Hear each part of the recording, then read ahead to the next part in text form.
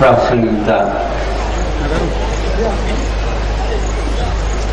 रविवार होते हुए भी विशेष कार्यक्रम के साथ आज का यह सभा भवन में यहाँ तक आया है। समय का काफी संयम के साथ अपव्यय के बिना यहाँ तक लाया गया है, इसका उपयोग करें। अभी जो बोल रहे थे, जब ये इस रूप में नहीं थे, अलग रूप में थे, नियमावली में आए थे और हमने इनको इस रूप में देखा था, उसी का ये विकास रूप है।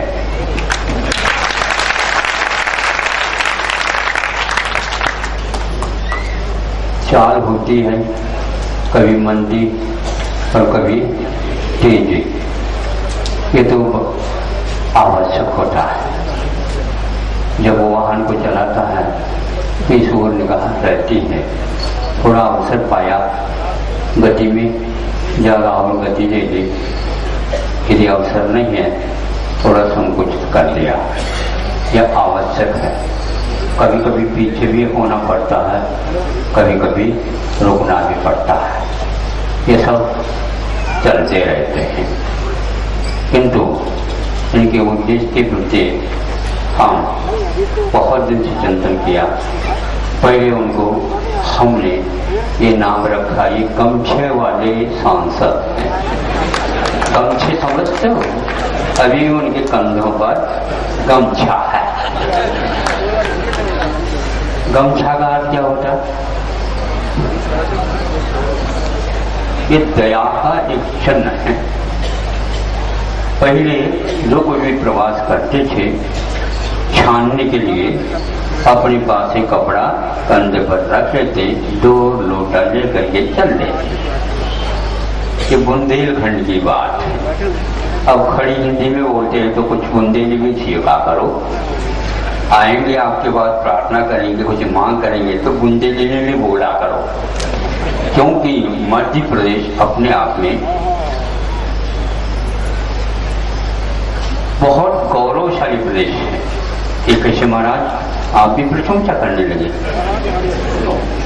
प्रशंसा नहीं, वस्तु स्थिति है। भारत बहुत लंबा चौड़ा है और उसके बीचों बीच में ये प्रदेश है।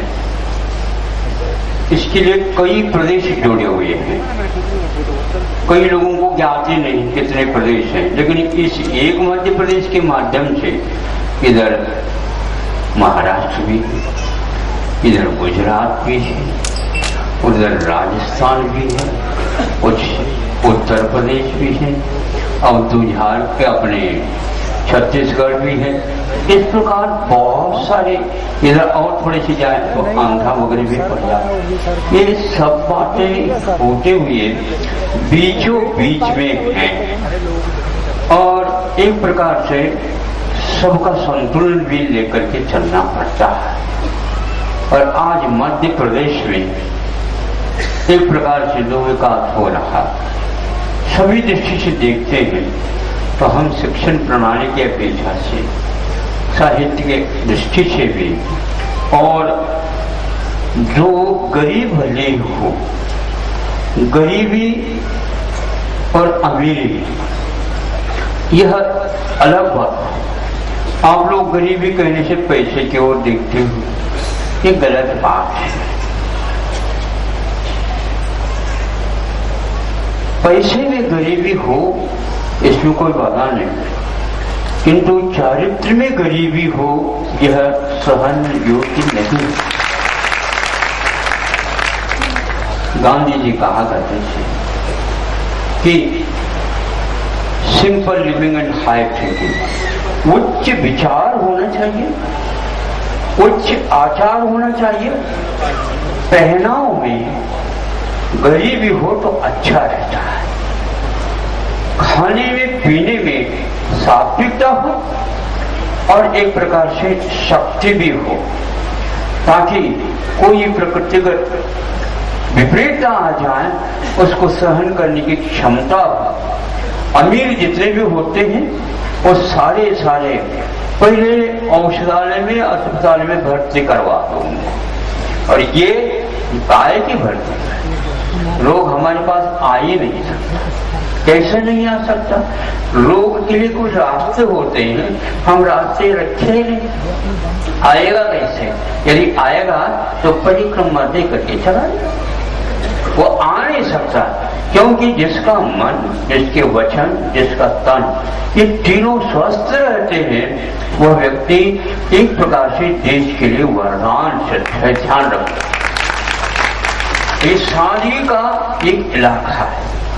मध्य प्रदेश वीणा होती है, वीणा के तार, और उसी के माध्यम से उसमें स्वर उभरता है। गीत आते हैं और संगीत चलते हैं तो सब लोग भाव विभोर होकर के उसको सुनते हैं। आप बताओ, यदि वीणा के तार को थोड़ी सी ज्यादा कस जाए तो सुरीले और आवाज आ जाए। कसने के लिए गए और एकदम टंग टूट गए, रंग में भंग हो गया। फिर इसके उपरांत उन्होंने सोचा, भैया मंगल में दंगल न भूल चाहिए। तालियां बजने लगी, उसने कहा थोड़ी सी ढीला रखा, तो दोबारा उसने कर दिया, ढीला रख दिया, तो कुछ भी आवाज नहीं निकली। बोलो, ढीला करेंगे तो भी आवाज नहीं निकलेगी, और थोड़े से ज्यादा कस जाते हैं तो तार टूट जाती है। आप बताओ ना, क्या होना चाहिए संगीत के लिए? मध्यम रखो, इसी का नाम मध्य प्रदेश है। बहुत सोच समझ करके यहाँ पर अनुशासन, राज शासन करना पड़ता है, यह आवश्यक है। उन्होंने कहा यहाँ पर फिसलन भी बहुत है, फिसलन है तभी आप सही नीचे देकर के चलोगे। नहीं समझे तो इसके उपरांत दूसरे फिसला भी देते हैं, तभी तो आपको उनसे भी परिचय अच्छे ढंग से होना है।